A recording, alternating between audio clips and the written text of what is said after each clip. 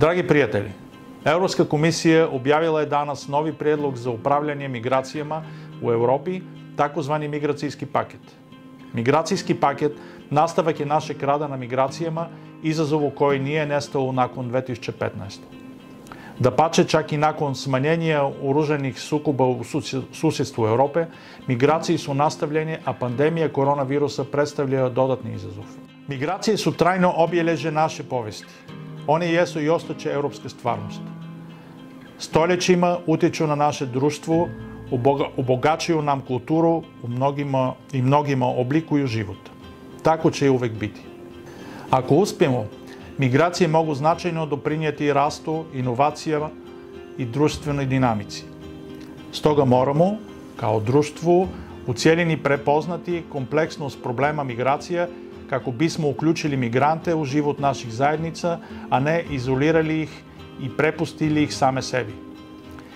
Cilj nam je izgraditi inkluzivno društvo u kojem svatko daje svoj doprinos i oplemenjuje društvo svojim radom i znanjem. Srž našeg pristupa je solidarnost. Solidarnost prema potrebitima, prema onima koji trebaju i zaslužuju našu pomoć, ali i međusobnu solidarnost između zajednice i država članica. Solidarnost predstavlja osnovu naše Europe i temelji naše budućnosti. A zadatak koji je ispred nas, ispred svake države članice i cijele Europske unije, je djelovati ljudski i humano. Brzo kad je potrebno, ali izgraditi sustav koji upravlja i normalizira migracije dugoročno. Sustav koji se u potpunosti oslanja na europske vrijednosti i međunarodno pravo. Kako je predsjednica von der Leyen u svom govoru o stanju Unije naglasila, migracije su europski izazov i cijela Europa mora dati svoj doprinos.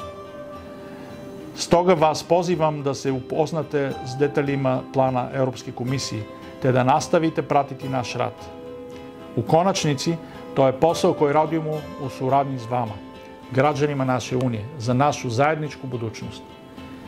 Veselim se vašim komentarima i preporukama, te vas još jednom pozivam da nastavimo dijalog. Hvala.